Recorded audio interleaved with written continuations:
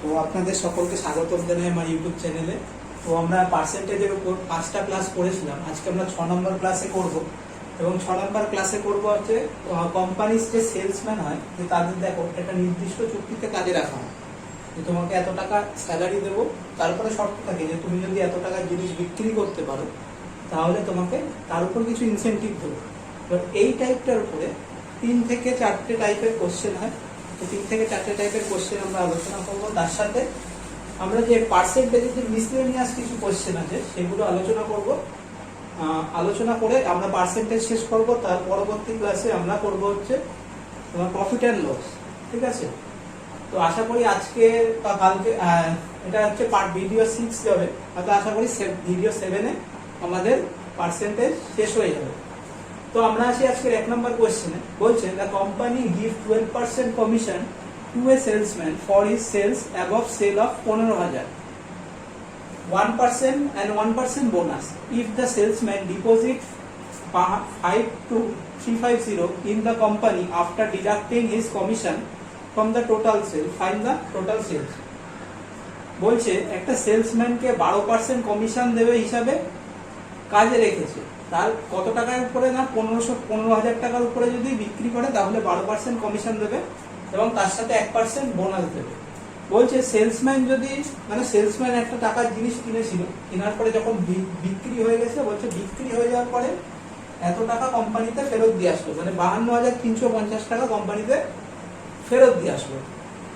তাও ফেরত দিয়ে আসলো কখন? নিজের টাকাটা রেখে ফেরত দিয়ে আসলো। নিজের যে টাকাটা ছিল, নিজের যতটা মায়না হওয়ার কথা ছিল সেটা রেখেছে, যে 12% কমিশনটা নিজের কেটে রেখেছে, কেটে রেখে তারপরে ফেরত দিয়ে আসলো। বলছে তাহলে তার টোটাল বিক্রি কত, টোটাল সেলস কত হয়েছে। দেখো এখানে বলছে যে আফটার ডিডাক্টিং হিজ কমিশন, সে শুধু এই যে 12% কমিশনটা আছে সেইটুকু শুধু নিয়েছে, এই যে 1% বোনাস যেটা দিচ্ছে সেটা কিন্তু সে রাখেনি। তাহলে সে এই টাকাটা ফেরত জমা দিয়েছে, সে জমা দিচ্ছে কত? 5,200 এত টাকা জমা দিয়েছে। কি বলেছে যে সে যদি 15,000 টাকার বেশি বিক্রি করে তাহলে 15,000 টাকার উপরে 1% বোনাস পাবে। তাহলে 15,000 টাকার 1% কত হবে? 15,000 ইন্টু 1/100 হচ্ছে 150 টাকা। এটা হচ্ছে তার কমিশন, 1% কমিশন। তাহলে এখান থেকে 1% কমিশন বাদ দেবো, 150 টাকা। তাহলে কত হচ্ছে? 0 0 0 2 2। তাহলে এই টাকাটা সে কি করেছে?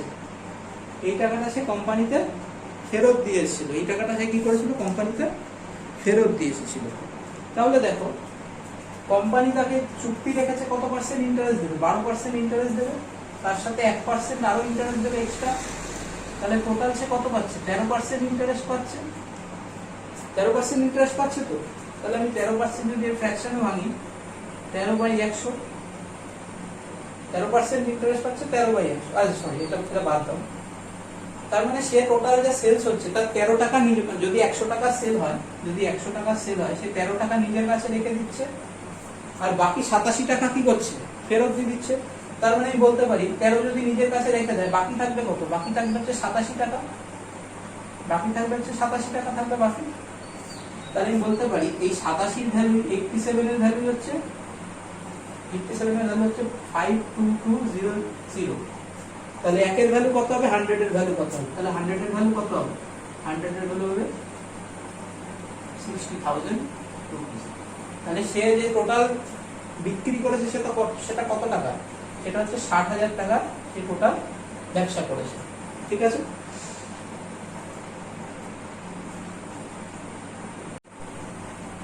তো এবার আসবো আমরা 2 নম্বরের কোয়েশ্চেন। বলছে একই রকমের কোয়েশ্চেন। বলছে কোম্পানি 9% কমিশন দেয় 20,000 টাকার উপরে সেল হলে, তার সাথে 1% বোনাস দেয়। ঠিক আছে? তার সাথে 1% কি দেয়? বোনাস দেয়। বলছে এবং বিক্রি করার পরে সেই কোম্পানির কাছে 63,200 টাকা ফেরত দিয়েছে সে নিজের যে কমিশনটা বাদ দিয়ে। তাহলে সে শুধু কমিশনটা বাদ দিয়েছে। দেখো এখন সে কিন্তু বোনাসটা পায়, 1% এর বোনাস। তাহলে বলতে পারি 20,000 টাকা, 20,000 এর 1% কত হবে? 0 কেটে দিলাম 200 টাকা। তার কত টাকা, 200 টাকা, 200 টাকার বোনাস বাকি, সে ফেরত দিয়েছে কত, 63,200 টাকা, কিন্তু সে তো নিজের 200 টাকা রেখে দেবে, মানে 63,200 মাইনাস 200, তাহলে কোম্পানিতে তার ফেরত দেওয়ার কথা কত ছিল, কোম্পানিতে তার ফেরত দেওয়ার কথা ছিল 63,000 টাকা, তাই তো। তাহলে তাহলে আমি যদি দেখি যে সে প্রথমে 9% লাভ পাচ্ছে, প্রথমে পাচ্ছে 9% প্লাস 1% কমিশন, তাহলে টোটাল কত হবে 10% কমিশন পাচ্ছে তো। তাহলে 10 টাকা 100 টাকা বেচলে, যদি আমি 100 টাকার একটা আইটেম বেচি, তাহলে সেলসম্যান পাবে 10 টাকা, এটা সেলসম্যান, আর কোম্পানির ঘরে কত টাকা যাবে, 90 টাকা, এটা হচ্ছে কোম্পানি, কোম্পানি। তাহলে কোম্পানির ঘরে কত টাকা যাবে, 90 টাকা। তো এখানে 90 ভ্যালু বলেছে 6,300, তাহলে দেখো 90 ভ্যালু বলেছে 63,000, তাহলে একের ভ্যালু কত হবে, 100 ভ্যালু কত হবে, তাহলে 90 ইন্টু 100 করলে কত হবে, অ্যান্সার হচ্ছে আমাদের 70,000। তাহলে সে কোম্পানির যে লোকটা ছিল, সে সেলসম্যান, সে কত টাকা বিক্রি করেছে, 70,000 টাকা জিনিস বিক্রি করার পরে সে কোম্পানিতে কত টাকা দেবে, 63,000 টাকা ফেরত দেবে, বাকি 7,000 টাকা হচ্ছে প্রফিট। দেখো এবার আমরা আসবো 3 নম্বরের কোশ্চেন। 3 নম্বরের কোশ্চেনে কি বলছে, if a man spend his 60% of income and his income increased by 15% and then expenditure increased by 60%, expenditure increased by 15%, then percentage change in his saving। বলছে যে এক ব্যক্তি তার আয়ের 60% টাকা ইনকাম খরচা করে, বলছে তার ইনকাম যদি 15% বেড়ে যায় এবং খরচাও তার সাথে সাথে 15% বেড়ে যায়, তাহলে তার যে জমানো রাশিতে সেটা কিরকম চেঞ্জ হবে। ধরো এই টাইপের অঙ্কগুলোতে কি করবে, এই টাইপের অঙ্কগুলোতে ধরে নেবে যে প্রাথমিক ধরে নেবে তার ইনকাম ছিল 100 টাকা, ঠিক আছে। ইনকাম যদি 100 টাকা হয়, খরচা 60 টাকা হবে, 60% হচ্ছে এক্সপেন্ডিচার, এটা এক্সপেন্ডিচার, আর 40% কি হলো, 40 হচ্ছে সেভিং, ঠিক আছে। এবার বলছে যে ইনকাম 15% বৃদ্ধি পেল, তার মানে প্লাস 15%, তার মানে এখন ইনকাম হলো 115 টাকা, 115 টাকা। ঠিক একই সাথে খরচা, দেখো খরচা কিন্তু এইটার উপরে, তুমি যে আগে 60 ছিল এখন 75 হয়েছে সেরকম না, খরচা ছিল কোনটা, আগে 60 টাকা ছিল, এখন 60 এর 15% হয়েছে, মানে 60 ইন্টু 15/100, মানে 15 না 115, 15টা 115 হবে, এটা 0 0 কাটে, এটা 23, এটা 2, এটা কাটলে 3, তার মানে আগে ছিল খরচা হচ্ছে 60 টাকা, এখন হচ্ছে 69 টাকা। তাহলে এই যে আগের ইনকাম, এখন বেড়ে ইনকাম বেড়ে তো এটা হয়েছে, আর খরচা বেড়ে এটা হয়েছে, তাহলে এর মাঝে গ্যাপ কত, এর মাঝে গ্যাপ কত বলো, 6 তার মানে 7 4 46, তাহলে এখন তার খরচা হচ্ছে কত, 46 টাকা, এটা হচ্ছে সেভিং, সরি এটা হচ্ছে সেভিং, এখন তার খরচা হচ্ছে কত, 46 টাকা। তার মানে সেভিংস কত বেড়েছে, 6 টাকা বেড়েছে, আগে কত ছিল 40 ইন্টু 100, 0 0 কাটে, এখানে 10, এটা 5 2 এটা 3, তাহলে তার সেভিংসও কত বেড়েছে, সেভিংসও বেড়েছে তার 15%, বোঝা গেল। দেখো এবার আসবো কোশ্চেন নাম্বার 4। তো কোশ্চেন নাম্বার 4 এ কি বলছে, একই রকম অঙ্ক বলছে যে এক ব্যক্তি তার ইনকামের 75% টাকা খরচা করত, ঠিক আছে, তার ইনকাম 20% বেড়ে গেল এবং একই সাথে তার খরচা 10%, একই সাথে তার খরচা কি হলো 10% বেড়ে গেল, তাহলে বলছে তার সেভিংসে শতকরা কি পরিবর্তন দেখা যাবে। তাহলে আমি বলেছি যে এরকম টাইপের অঙ্কগুলোতে কি করবে, ধরে নেবে ইনিশিয়াল ইনকাম হচ্ছে 100 টাকা, তাহলে 75 টাকা হলো এক্সপেন্ডিচার, এটা হচ্ছে এক্সপেন্ডিচার, এই দিয়ে ডিনোট করছি, আর 25 টাকা হলো সেভিংস, এস দিয়ে ডিনোট করছি, ঠিক আছে। এবার বলছে ইনকাম 20% বৃদ্ধি পেল, মানে প্লাস 20%, প্লাস 20% মানে হলো 120 টাকা, ঠিক আছে। একই সাথে খরচা 10% বৃদ্ধি পেল, তার মানে কত হবে 75 প্লাস 7.5, কারণ কত হলো 82, 82.5। আচ্ছা, এটার থেকে এটা বিয়োগ করলে হবে 37.5। তাহলে দেখো এটা হচ্ছে আগের এক্সপেন্ডিচার S1 দিলাম, আর এটা হচ্ছে আগের সেভিংস S1 দিলাম, আর এখন হচ্ছে S2 দিলাম। তাহলে S2 মাইনাস S1 করলে কত হবে? দেখো 37.5 মাইনাস 25 সমান সমান দেখো 12.5 এর পরিবর্তন হলো।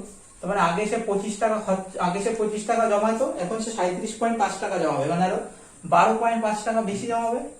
তাহলে আগের বেস কত ছিল? আমার বলেছিলেন যে পার্সেন্টেজ একটা বেস দরকার, তাহলে আগের বেস হচ্ছে 25,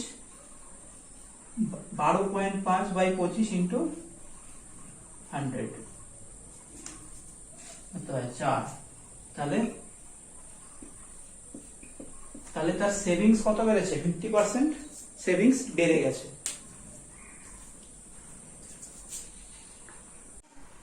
দেখো কোশ্চেন নাম্বার 5 কি বলছে? বলছে এক ব্যক্তি তার ইনকামের 5% টাকা কিনা যাতায়াতে খরচা করে এবং 20% টাকা খাওয়ার দাওয়ারে খরচা করে, এবং তারপরেও 120 টাকা আরো খরচা করে। করার পরে তার কাছে অবশিষ্ট থাকে 1400 টাকা। বলছে তাহলে ব্যক্তির কাছে শুরুতে কত টাকা ছিল? আমি ধরে নিলাম 5% খরচা করে। আমি যদি বলি যে ব্যক্তির কাছে 20 টাকা ছিল, 5% মানে 19 হয়ে গেছে, এখন 5% খরচা হয়ে যাওয়ার পরে, তাই তো? তারপরে বলছে ব্যক্তি পরের ক্ষেত্রে আবার 20%, মানে যে বাকি যে টাকা ছিল তার মধ্যে আবার 20% খরচা করে। 20% খরচা করে মানে 1/5, তার মানে 5 টাকা যদি ছিল, 5 টাকা যদি থাকে, 1 টাকা খরচা করলে 4 টাকা থাকবে। তাহলে ধরে নিলাম 5/4, মানে ছিল 5 টাকা, হয়ে গেল 4 টাকা। তাহলে এবার দেখো 19 ইন্টু 4 করলে কত হয়? 76, আর এটা করলে কত হয়? 100। তাহলে বলছে 76 এর ভ্যালু হচ্ছে 1400। তাহলে একের ভ্যালু কত হবে? 100 এর ভ্যালু কত হবে?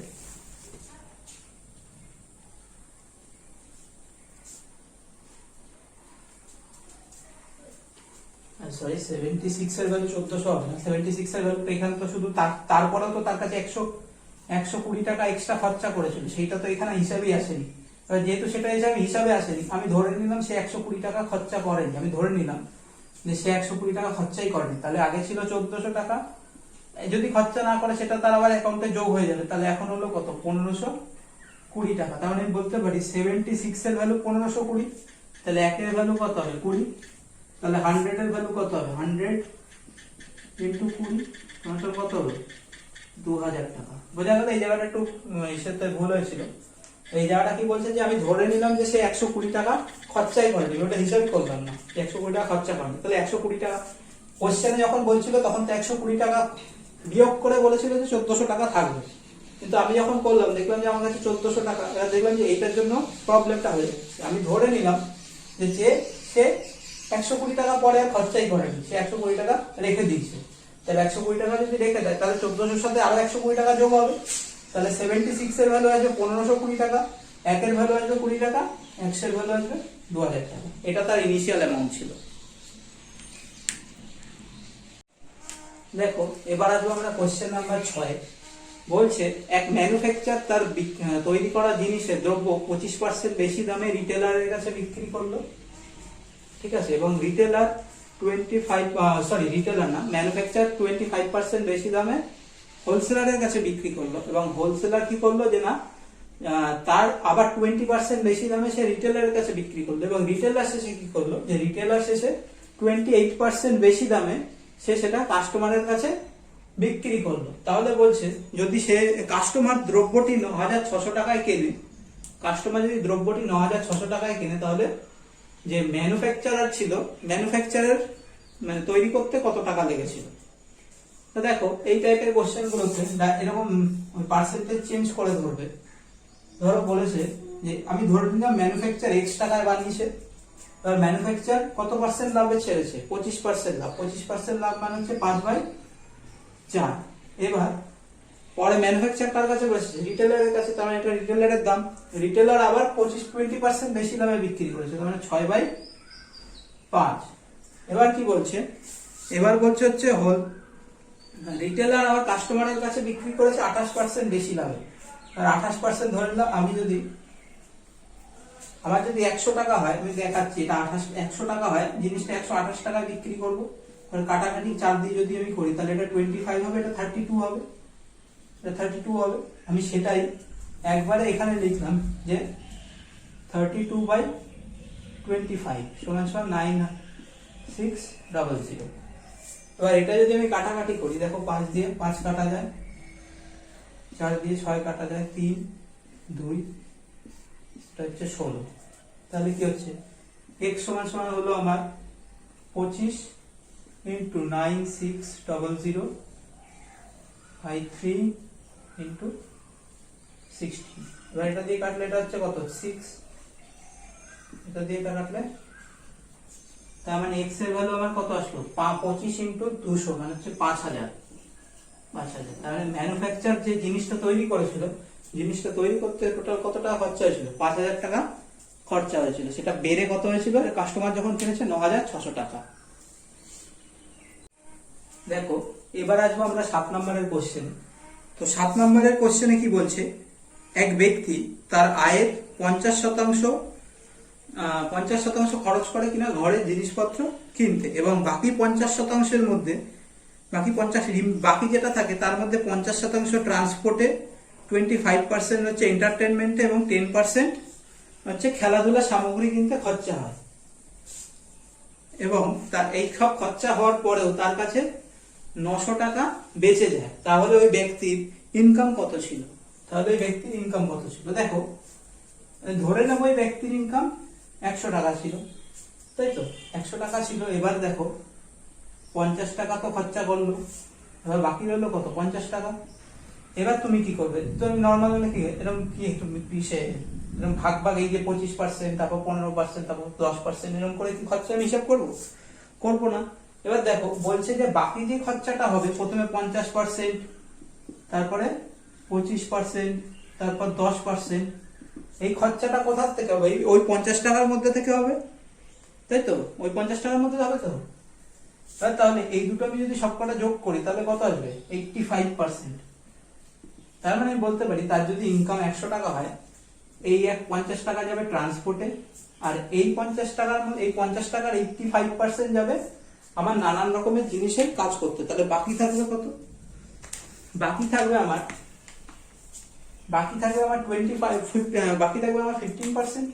85% তো আমার খরচা হয়ে গেল, 85% এটা তো এক্সপেন্ডিচার হয়ে গেল। বাকি থাকবে কত, 15%। তাহলে 15 এর 15% করলে কত হয়, 50 এর 15%, 50 ইন্টু 15/100 করলে কত হবে, 2 মানে 7.5। তার মানে তার কাছে থাকা 7.5 এর ভ্যালু কোশ্চেনে কত বলে দিয়েছে, 7.5 এর ভ্যালু বলেছে 900। তাহলে 1 এর ভ্যালু কত হবে, 100 এর ভ্যালু কত হবে, তাহলে 1 এর ভ্যালু হবে, আচ্ছা আমি 7.5 টাকে আমি এটা লিখতে পারি, 7.5 টাকে আমি 15/2 লিখতে পারি। তো 15/2 তার মানে এখানে 15 গুণ 2 গুণ 100, এটা কত হচ্ছে 6। তার মানে 60 ইন্টু 2 মানে হচ্ছে 120 ইন্টু 100, 120 ইন্টু 100। তার মানে দুটো শূন্য বসে যাবে। তার মানে তার ইনকাম কত, 12,000 টাকা হচ্ছে তার অরিজিনাল ইনকাম ছিল। এবারে এখান থেকে তোমার যদি জিজ্ঞাসা করে যে তার বাকি এই যে যেই জিনিসগুলো বলেছে এই জিনিসে কত টাকা খরচা হয়, সেগুলো তুমি এখান থেকে বার করতে পারবে ইজিলি। দেখো এবার আসবে কোশ্চেন নাম্বার 8 এ। বলছে একটা মিশ্রণে নুন এবং জল ছিল। বলছে মিশ্রণে নুন ছিল হচ্ছে 5%, এবং বলছে 20 লিটার মিশ্রণ উড়ে যাওয়ার পরে, 20 লিটার মিশ্রণ যখন বাষ্পীভূত হয়ে গেল, তখন গিয়ে দেখা যাচ্ছে যে সেই নুনের পরিমাণ হয়ে গেছে 15%। বলছে তাহলে যে প্রথমে যে নুন আর জলের যে টোটাল মিশ্রণটা ছিল সেটা কত লিটারের ছিল। দেখো আমি এরকম টাইপের কোশ্চেন গুলো, এই টাইপের কোশ্চেন শুধু নুন জল না, যেমন দেখবে অনেক রকমের কোশ্চেন আছে যে আঙুর ছিল ওখান থেকে কিশমিশ করা হলো, বা তরমুজ থেকে জল বার করে নেওয়া হলো, এই জাতীয় কোশ্চেন গুলো একই টাইপের কোশ্চেন। তো আমি একটা ধরে নিলাম, এটা হচ্ছে সল্ট, এটা হচ্ছে ওয়াটার। দেখো যদি জলের মধ্যে 5% লবণ থাকে, মিশ্রণে 5% লবণ থাকে, তাহলে 95% ওয়াটার থাকবে, তাই তো। পরবর্তীতে যখন 20 লিটার উড়ে গেল, তখন কি বলছে যে সল্ট 15% থাকবে। তাহলে যদি 15% সল্ট থাকে তাহলে 85% আমার ওয়াটার থাকবে। দেখো এইটা যদি আমি কাটাকাটি করি তাহলে এটা 1 চলে আসবে আর এটা চলে আসবে 90। ঠিক সেম ভাবে এটা চলে আসবে 3, এটা চলে আসবে 70। এবার দেখো আমার এখান থেকে এভাপোরেট হয়েছে কি, এভাপোরেট হয়েছে জল। নুন কি এভাপোরেট হয়েছে? নুন কি এভাপোরেট হয়নি। তার মানে এই একই মিশ্রণে আগে এখানে 3 ছিল, 1 ছিল, এখানে 3 হয়ে গেছে, মানে পরিমাণ নুনের পরিমাণ চেঞ্জ হয়ে যাচ্ছে। এটা কি হবে? দেখো এইখানে একটা যে কোনো একটা করতে হবে, যে আমার যেটা চেঞ্জ হচ্ছে না, নুনটা চেঞ্জ হচ্ছে না, এই নুনটাকে আমার সবসময় কি করতে হবে? ফিক্সড করে রাখতে হবে। নুনটাকে ফিক্সড করে রাখতে হবে, মানে এখানে যদি 1 থাকে আর এখানে যদি 3 থাকে, এটাকে আমার 3 করতে হবে। তাহলে এখানে যদি 3 করি, এখানেও এটা 3 গুণ করতে হবে। 3 গুণ করলে এটা কত হচ্ছে? 57 হচ্ছে, আর এটা হচ্ছে 70। তাহলে দেখো এই যে জল ছিল আগে 57, এখন হচ্ছে 70। 20 লিটার উড়ে যাওয়ার পরে তো জল, মানে উড়েছে তো জল উড়েছে, নুন তো আর ওড়েনি। তাহলে এই যে এখান থেকে যে চেঞ্জটা হচ্ছে, দেখো এটা -40 এর একটা চেঞ্জ হচ্ছে। তাহলে আমি বলতে পারি 40 এর ভ্যালু হচ্ছে 20 লিটার। 40 এর ভ্যালু কত? 20 লিটার। তাহলে 1 এর ভ্যালু কত হবে? 1 এর ভ্যালু হবে হাফ লিটার। হাফ লিটার হবে তো। তাহলে দেখো এই মিশ্রণে জল ছিল 57 আর এখানে নুন ছিল কত? 3। তাহলে টোটাল মিশ্রণটা কত হবে? 3 আর 57 60। তাহলে 1 এর ভ্যালু যদি হাফ হয়, 60 এর ভ্যালু কত হবে? 60 ইনটু হাফ সমান মিশ্রণটায় কত লিটার ছিল? টোটাল নুন আর জলের মিশ্রণে কত লিটার ছিল? 30 লিটারের মিশ্রণ ছিল। আচ্ছা এর জায়গায় যদি কোশ্চেন আছে এরকম যে তোমাকে আঙুর, মানে ভিজানো আঙুর আছে, সেখান থেকে শুকনো করে কিশমিশ করতে হবে, সেক্ষেত্রে একই রকম করবে। যে কিশমিশের যে সলিড অংশটা, যেটাকে পাল্প বলে, দেখো সেটা তো আর চেঞ্জ হবে না। এখান থেকে কিশমিশ থেকে যখন বেরোবে তখন তো জলটা বেরোবে, মানে এই পাল্পটাকে স্থির ধরে রাখতে হবে, যে কোনো একটা টানকে স্থির ধরতে হবে, তার সাপেক্ষে অন্যটা চেঞ্জ করতে হবে। বোঝা গেল? দেখো এবার আসবো আমরা 9 নম্বরের কোশ্চেন। বলছে 9 নম্বরের কোশ্চেনে কি বলছে দেখো, fresh fruit contain 68% water and dry fruit contain 20% water. মানে বলছে ফ্রেশ, তাজা ফলে 68% জল এবং শুকনো, মানে ফলটা যখন শুকিয়ে যায় তাতে 20% জল থাকে। বলছে তাহলে এরকম 75 কেজি তাজা ফল থেকে কত কেজি শুকনো ফল পাওয়া যাবে? দেখো আমি ঠিক আগের অঙ্কটা যেরকম বলছিলাম, দেখো ফলের একটা যে সলিড অংশ থাকে সেটাকে পাল্প বলে, ঠিক আছে? ধরলাম পাল্প আর ওয়াটার। বলছে প্রথম ক্ষেত্রে কি বলছে, এই 68% পাল্প থাকে, ওয়াটার থাকে, তাহলে বাকিটা কি থাকবে? 32% হচ্ছে পাল্প থাকবে। পরেরটায় বলছে দেখো যে 20% যখন ফলটা শুকিয়ে গেল তখন 20% জল থাকে আর বাকি 80% কি থাকে? তাহলে তখন পাল্প থাকে। যদি এটা কাটাকাটি করি, দেখো কত হয়ে যাবে? 1:4। আর এটা যদি কাটাকাটি করি 8:17, ঠিক আছে? এবার দেখো আগের কোশ্চেনে যেরকম বলেছিলাম যে এই পাশের যেটা পাল্পটা তো চেঞ্জ হচ্ছে না, চেঞ্জ কোনটা হচ্ছে? জলটা বেরিয়ে যাচ্ছে। তো পাল্পটাকে আমার সেম করতে হবে। দেখো 8 আছে, দুটোকেই 8 করতে হবে, তাহলে ইনটু 2 ইনটু 2। তাহলে আগে ছিল 17, এখন হচ্ছে 2, এটা হচ্ছে 8। দেখো তাহলে আগে এটা তো ফ্রেশ ফ্রুট, এটা হচ্ছে ফ্রেশ ফ্রুট আর এটা হচ্ছে ড্রাই ফ্রুট, ঠিক আছে? তাহলে ফ্রেশ ফ্রুট কত হচ্ছে? 8 কেজি। 8 হচ্ছে পাল্প, তার সাথে 17 হচ্ছে তোমার ওয়াটার। পি প্লাস ওয়াটার যখন হচ্ছে তখনই তো ফ্রেশ ফ্রুটে, যখন পি প্লাস ওয়াটারটা বেশি থাকে তখন ওটা ফ্রেশ ফ্রুট হচ্ছে। তার মানে 8 প্লাস 70 সমান 25, তাই তো? তাহলে বলছে এই 25 এর ভ্যালু কোশ্চেনে বলেছে 75, তাহলে 25 এর ভ্যালু যদি 75 হয়, 1 এর ভ্যালু হবে 3। 1 এর ভ্যালু কত হবে? 3 কেজি। কেজি দিয়ে দেবো পাশে। 1 এর ভ্যালু হবে 3 কেজি। এটা তো ফ্রেশ ফ্রুট। এবার আসবে ড্রাই ফ্রুটে। দেখো ড্রাই ফ্রুটের পাল্প 8ই থাকছে, তার সাথে জল থাকছে 2। তার মানে ড্রাই ফ্রুট, যদি আমি ড্রাই ফ্রুট বার করি তাহলে পি প্লাস ওয়াটার কত হচ্ছে? 8 প্লাস 2। 8 প্লাস 2 মানে 10। আচ্ছা 1 এর ভ্যালু যদি 3 হয় তাহলে 10 এর ভ্যালু কত হবে? 10 ইনটু 3 সমান 30 কেজি। মানে কোশ্চেন যদি বলে যে 75 কেজি ফ্রেশ ফ্রুট থেকে আমি 30 কেজি ড্রাই ফ্রুট পেতে পারি, ঠিক আছে? তো দেখো আমরা আজকে আমাদের 10 নম্বরের কোশ্চেনে আসবো। তো 10 নম্বরের কোশ্চেনে বলছে যে ফ্রেশ তরমুজে 90% জল থাকে এবং কিছু সময় পরে তরমুজ যখন শুকিয়ে গেল তাতে 12% জল আছে এবং শুকিয়ে যাওয়ার পরে তরমুজের ওয়েট হলো 50 কেজি। তাহলে বলছে যে যখন ফ্রেশ ছিল তখন ওয়েট কত ছিল। তাহলে এই অঙ্কটা আগের দুটো অঙ্কের মতো, তাহলে তরমুজে পাল্প থাকে আর ওয়াটার থাকে, তাহলে এটা হচ্ছে ফ্রেশ ফ্রুট, এটা হচ্ছে ড্রাই ফ্রুট, ঠিক আছে। তাহলে ওয়াটার যদি 90% থাকে, পাল্প থাকবে 1%।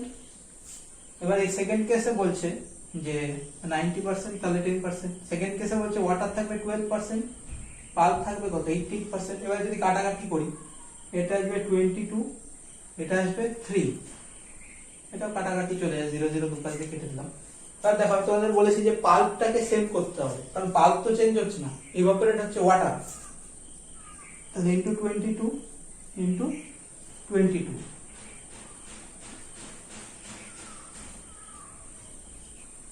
এবার দেখো ড্রাই ফ্রুটে কি আছে, পাল্প প্লাস ওয়াটার, তার মানে ড্রাই ফ্রুটে আছে 22 পাল্প প্লাস 3 ওয়াটার, তার মানে কত 25। তাহলে 25 এর ভ্যালু কোশ্চেনে বলেছে 50 কেজি।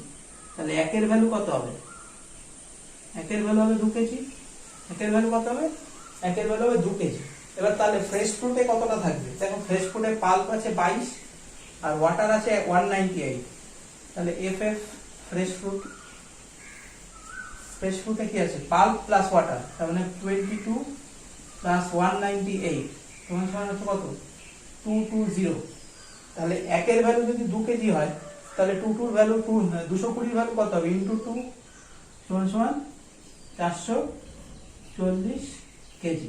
তার মানে যখন তরমুজটা ফ্রেশ ছিল তখন সেই টোটাল তরমুজের ওয়েট কত ছিল 440 কেজি। তো আশা করি মোটামুটি বোঝা গেছে এই 10টা কোশ্চেন। যে 10টা কোশ্চেন করালাম এগুলো মিসলেনিয়াসের মধ্যে পড়ে, তো এগুলো খুবই ইম্পর্টেন্ট, বিশেষ করে মানে যে কটা টাইপ, আমি তো সব টাইপ ধরে ধরে করালাম, তো খুবই ইম্পর্টেন্ট। তো যা যদি ভালো লাগে তাহলে অবশ্যই লাইক